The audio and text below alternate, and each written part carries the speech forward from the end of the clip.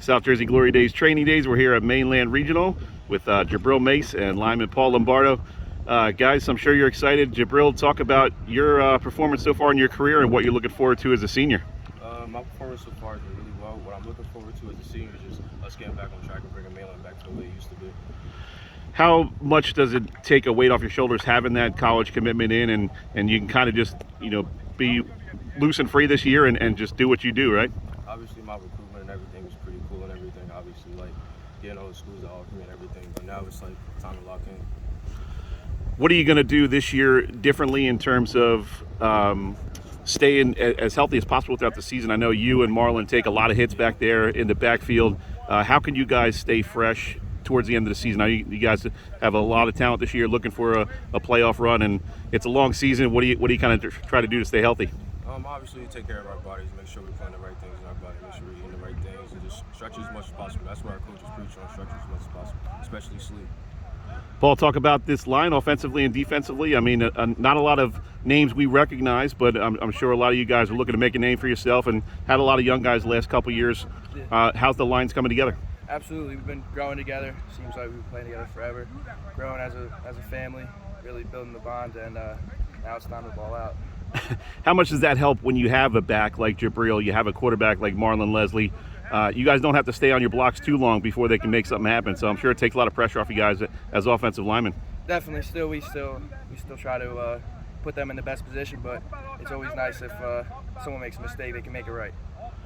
Ja'Briel, talk about this coaching staff a little bit. I was just talking to Coach Smith about all the championships these guys have won. Coach Tim Watson from Cedar Creek, Clyde Folsom from West Deptford. You kind of have a star-studded coaching staff. What's that like for you as a player? Coach is amazing. Obviously, Coach Watson's a stud, and Coach Folsom's a stud as well. It helps a lot, especially like getting to pick their brains and everything when it comes to defense and offense. Talk about your relationship with Marlon. I mean, you guys have been in the backfield now for a couple of years, and are there ever times when you just say, hey, let's make up a play on the fly or anything? I've actually known MJ since I've been probably 13, so we always talked about playing on the same team together, so why not now? And now we never talked about just putting a play in something like that. How cool is this for you? I mean, when we talked to you a couple of years, you were a freshman, just making a name for yourself. Now you're become that senior, that leader. Talk about your high school career for a second and what it's meant to you. Well, obviously, freshman year was amazing. Sophomore year was a little slow. Obviously, I got hurt and everything with concussion. Junior year, we kind of got back on track towards the end of the season.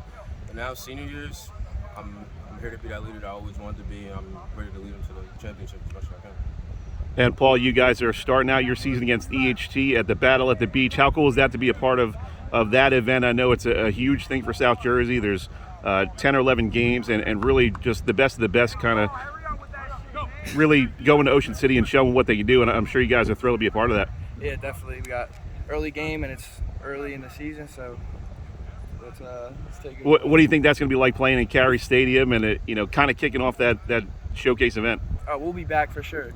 We taking over that stadium. Yeah, of course, and the next week is Raps for them. We already know. We're going to keep it quiet.